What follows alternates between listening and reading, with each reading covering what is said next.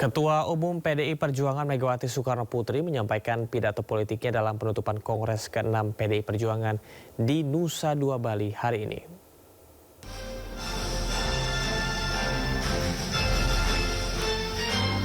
Pidato politik disampaikan usai Megawati ditetapkan kembali sebagai Ketua Umum PDI Perjuangan periode 2025-2030 pada Jumat kemarin. Mega menyampaikan pesan penting terkait dengan keberanian, kejernihan berpikir, dan keteguhan sikap dalam menghadapi tantangan bangsa. Namun pidato Megawati sempat terhenti saat Sekjen PDI Perjuangan Hasto Kristianto hadir di lokasi acara.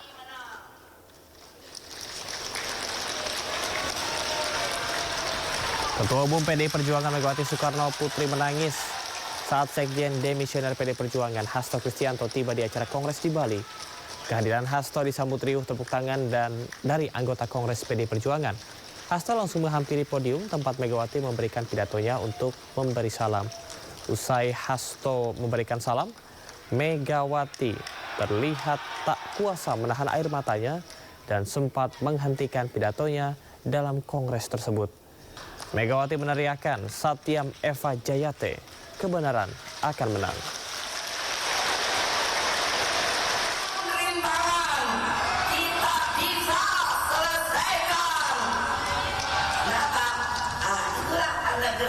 Anugerah Allah.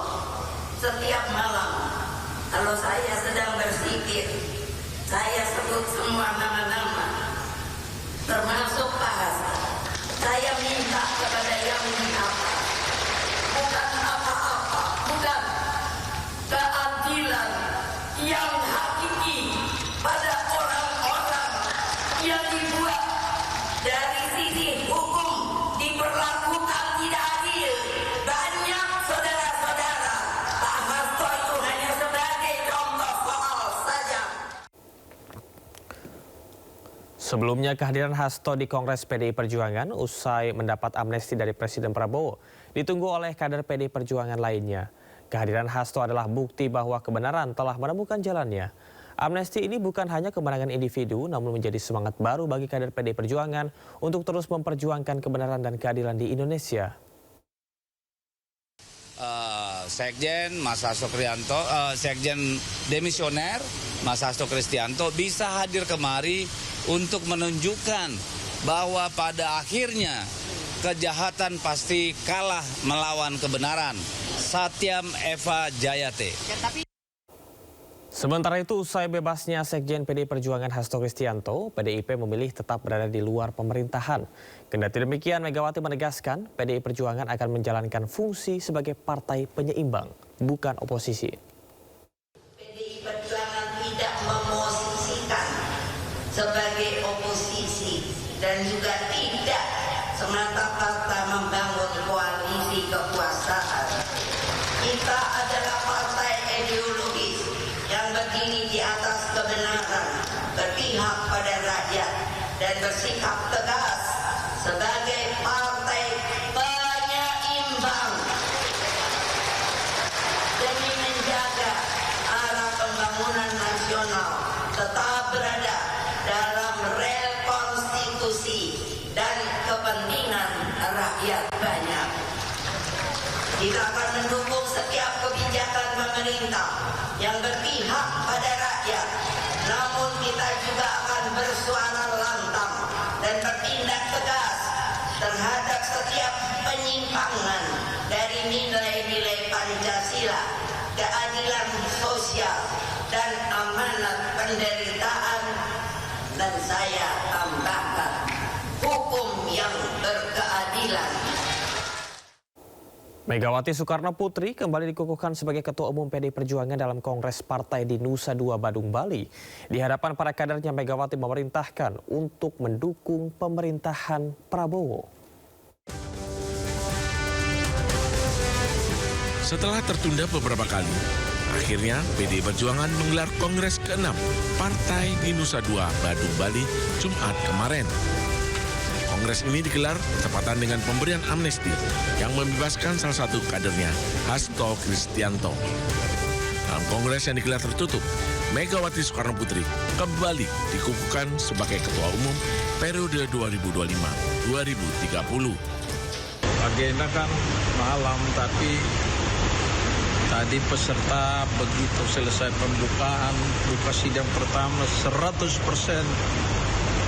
minta mendesak segera dikukuhkan kembali Ibu. Jadi sudah selesai. Agenda penunjukan Ibu sangat Agenda selanjutnya kita bagi komisi. Penunjukan Ibu tadi sangat cepat ya Bu? Tidak Karena memang sudah terpilih di Rakernas kemarin, ini dikukuhkan kembali saja. Sementara itu, dalam kegiatan bimbingan teknis kader, tepat sehari sebelum Kongres, Ketua Umum PDIP Megawati Soekarno Putri memerintahkan kepada seluruh kader PDIP untuk mendukung pemerintahan Prabowo Subianto. Dari Bandung, Bali, Naura Safika, Bagus Prasetya, iNews melaporkan. Selain dikukuhkan kembali menjadi Ketua Umum Partai PDI Perjuangan periode 2025-2030, Megawati Soekarno Putri juga merangkap jabatan sebagai Sekretaris Jenderal PDI Perjuangan.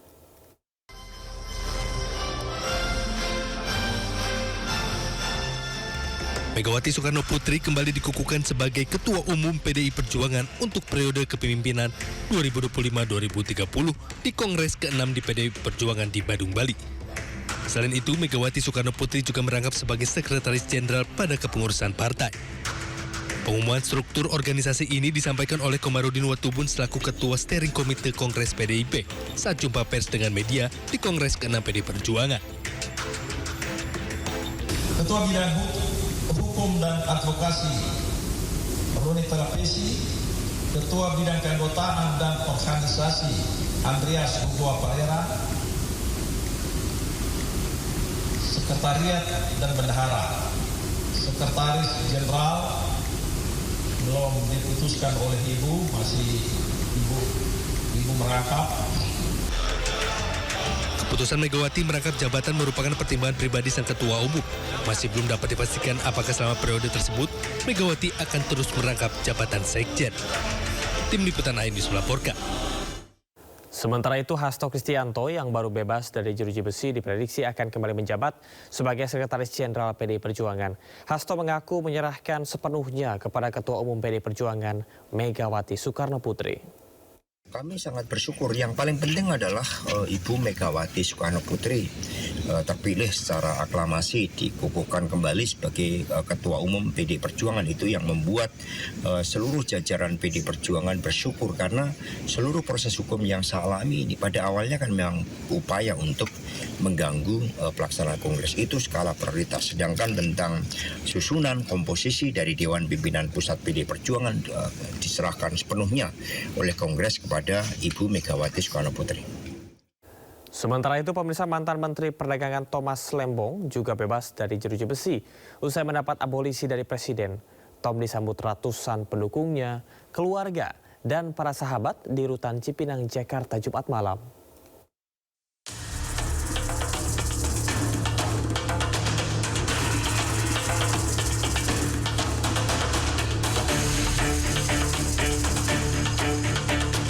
Mantan Menteri Perdagangan Thomas Trikasih Lembong akhirnya bebas dari jeruji besi.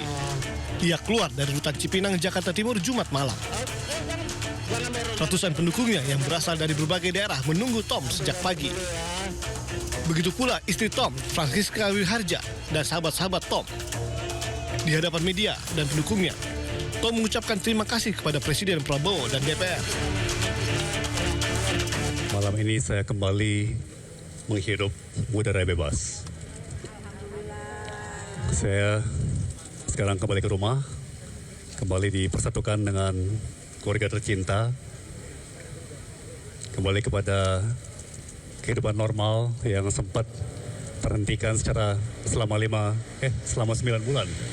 9 bulan. Pertama-tama tentunya saya mau menyampaikan rasa syukur yang dalam kepada Tuhan Allah yang Maha Esa, karena tanpa perkenannya tidak mungkin saya berdiri di sini saat ini. Saya juga ingin mengucapkan terima kasih yang sebesar-besarnya kepada Presiden Republik Indonesia, Bapak Prabowo Subianto, bersama atas pemberian abolisi serta kepada pimpinan serta anggota Dewan Perwakilan Rakyat. Jadi tadi ditanyakan abolisi itu apa? Pemahaman saya abolisi adalah pengakuan dari pemerintah bahwa proses hukum terhadap Tom Lembong adalah salah sehingga harus dihentikan. Berbeda dengan amnesti. Amnesti adalah pengakuan bahwa ada yang salah dan diampuni. Jadi sangat jauh berbeda. Jadi tadi tanyakan apakah ada pemulihan nama baik. Saya pikir abolisi adalah pemulihan nama baik. Sebelumnya, meski dinilai tidak menikmati hasil korupsi, mantan Menteri Perdagangan Thomas Lembong dijatuhi vonis 4,5 tahun penjara dalam kasus korupsi impor gula. Tom menilai putusan hakim janggal dan kemudian mengajukan banding. Kini Tom resmi dibebaskan usai Presiden Prabowo memberikan abolisi pada Tom. Tim Liputan iNews melaporkan. Kejaksaan Agung telah mengajukan pencekalan terhadap 2 petinggi perusahaan gula di kasus dugaan tindak pidana pencucian uang yang melibatkan ex-pejabat Mahkamah Agung Zarof Richard. Hal tersebut dilakukan guna memudahkan penyidikan.